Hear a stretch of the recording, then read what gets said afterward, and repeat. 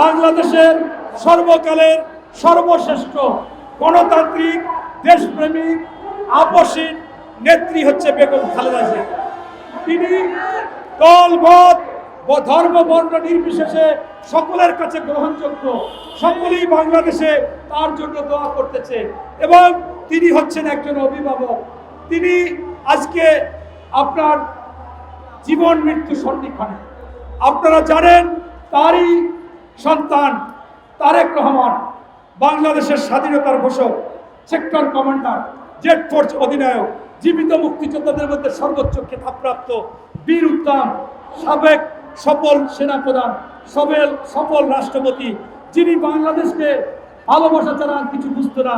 তিনি বিশ্বে ভিক্ষা নাড়িয়ে জনশক্তি রপ্তানি করেছিলেন। তিনি এই বাংলাদেশে গার্মেন্টস ফ্যাক্টরি করেছিলেন। তিনি এই দেশে বাড়িতে বাড়িতে গিয়ে খামার করেছিলেন এবং বাংলাদেশের ভালোবাসা, মানুষের কল্যাণ ছাড়া কোনো কিছু চিন্তা করতেন না।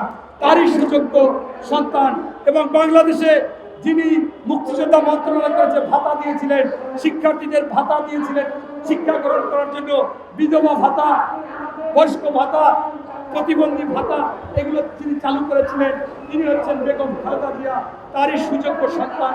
গতকালকে আবেগ ঘন ভাবে তার ফেসবুকে স্ট্যাটাস দিয়েছে যে আমার মায়ের কাছে আমি থাকতে চাই, আমি আমার এক ভাই নাই, ভাইকে হারিয়েছি, মা অসুস্থ, এই 5ই আগস্টের পরও 5বার তিনি জীবন মৃত্যু সন্ধিক্ষণে ছিল। এবারের অবস্থা আরো খারাপ, কিন্তু আমি আসতে পারতেছি না, কারণ আমার একার সিদ্ধান্তে আসা যাচ্ছে না। আমি কেন আসতে পারতেছি না আপনাদের বুঝতে হবে। তাই আজকে সেই বিষয় নিয়ে বাংলাদেশে এবং বিদেশে শুধুমাত্র আলাপ আলোচনা হচ্ছে।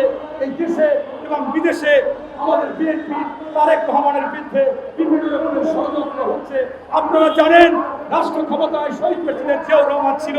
সেই রাষ্ট্র ক্ষমতা থাকা অবস্থায় তাকে গুলি করে এই বাংলাদেশে ওই কুচক্রী মহল হত্যা করেছিল এবং আজকে আমরা ক্ষমতায় নাই। তাই নিরাপত্তা নিয়ে উনি উদ্বিগ্ন, কারণ উনি বলেছিল দিল্লি নয় অন্য কোনো দেশ, সবার আগে বাংলাদেশ।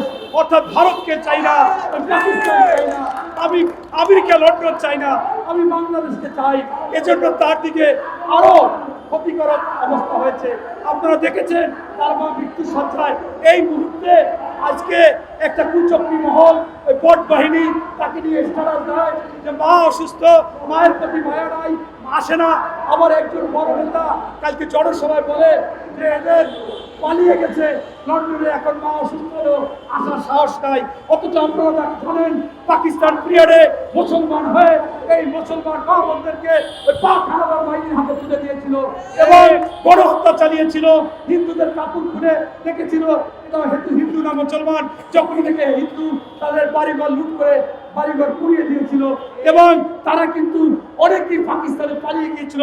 তাদের যে বড় নেতা গোলাম আজমকে ওই বিএনপি নাগরিকত্ব দিয়েছিল, তাদের হাতে পতাকা তুলে দিয়েছিল।